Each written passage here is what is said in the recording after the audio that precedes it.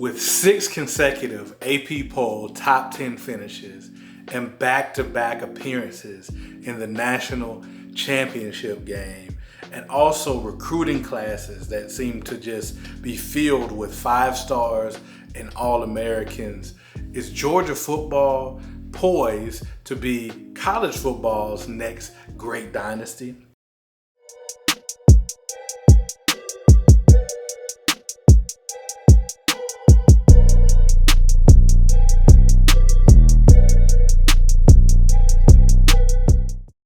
After doing what seemed to be impossible, knocking off college football's greatest of all time in Nick Saban and beating the Alabama Crimson Tide in 2021's national championship game, Georgia seems to be poised to take over college football.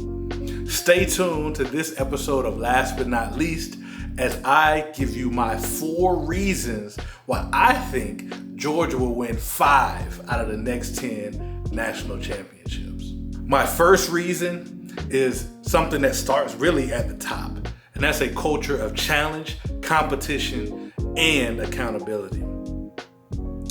As soon as Kirby Smart took over the Georgia football program after the great Mark Richt left and went to the Miami Hurricanes, the 2 things that everyone consistently said was he may be a Nick Saban clone, and 2, he's a Georgia boy through and through. He loves football.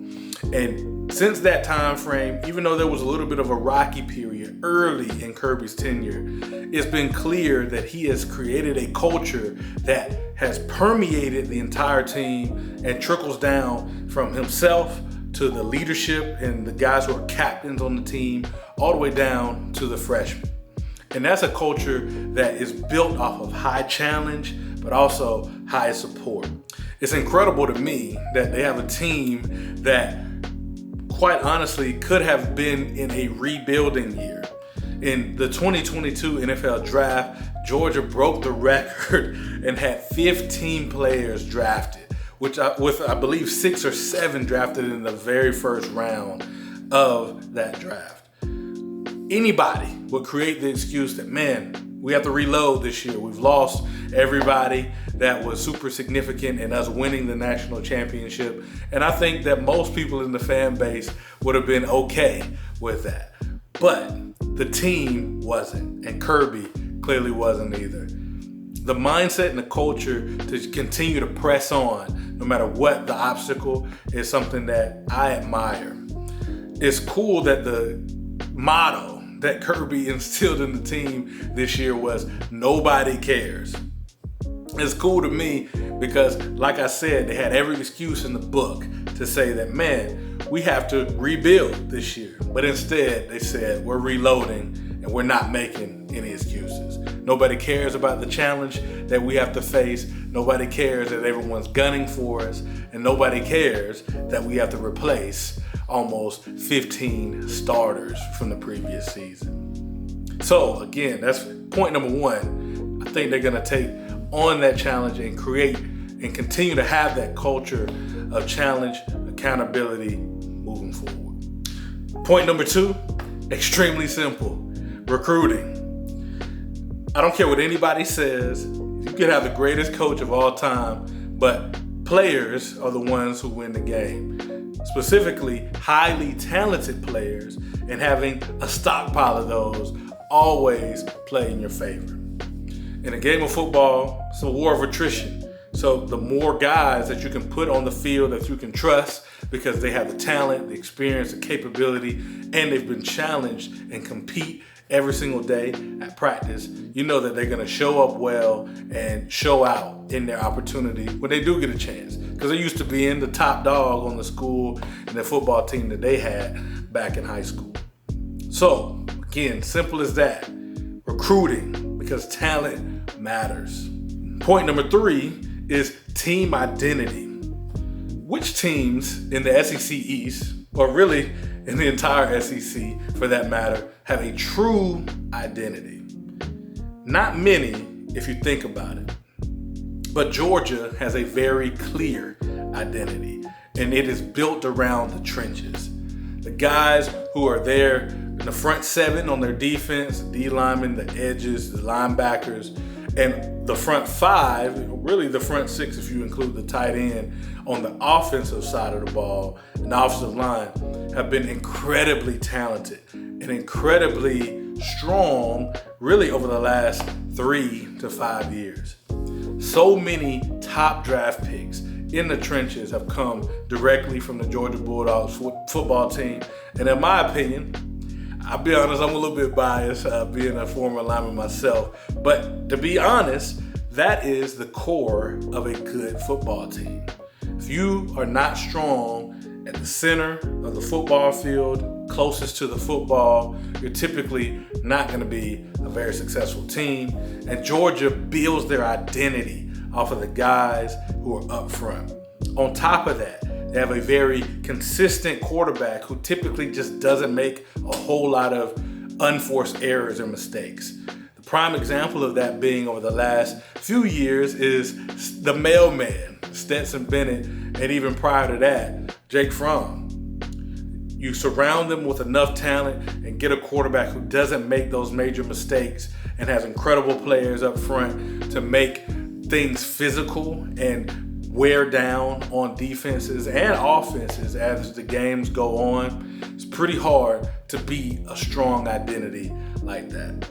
Every player knows their role and every player knows how important it is to play it well. So that key identity, I think, is point number 3 for why I think the Georgia Bulldogs will win at least 5 out of the next 10 national championships. Point number 4, and last but not least, is leadership. And not just talking about Kirby or the captains that are on the field. I think it goes even further up than that. And in my opinion, it starts with the athletic director, Josh Brooks. I think that his leadership is an identifying and significant factor for Georgia's championship runs because of the way that he leads and the way it trickles down through everybody else in the program. It's not a coincidence that as soon as Josh Brooks took over the helm as athletic director, not only did Georgia football reach heights that they had never met before, but other programs within the athletic department reached some heights that they hadn't prior as well. In some brief conversations I've had with Josh, it's clear that he has an emphasis on impacting people and influencing excellence rather than just wins and losses. In one conversation we had, he mentioned that winning championships is great, but building relationships with people that last are what are most important.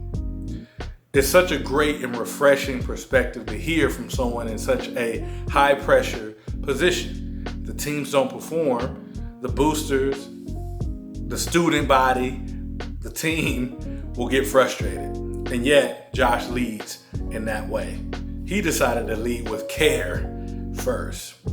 And I truly believe that because of his leadership style and his focus and emphasis on impact and excellence first over just wins and losses is what allows the players and the coaches to know that he cares. And from my experience, when people know that you care about them, they typically care more about the work that they have to get done. So again, this last point, I think number 4 is leadership, and one of the biggest factors that I believe allows Georgia to win maybe 5 or more championships over the course of the next 10 years. All right, y'all. I know that's a pretty hot take.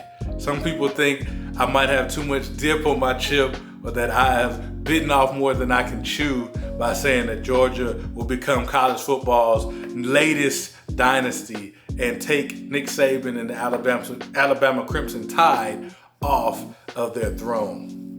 But I'd love to hear y'all's thoughts. Drop some comments down on the video, or if you're listening on any of the podcast apps, hit me up on social media. Do you think that I'm valid in my statement of thinking that Georgia will take over as the big dog in college football? Let me know. Would love to hear y'all's thoughts. So that's all I got for y'all today. Thank you for tuning in to this latest episode of Last But Not Least. And always remember, it's often the things that are last that are most important. See y'all in the next one.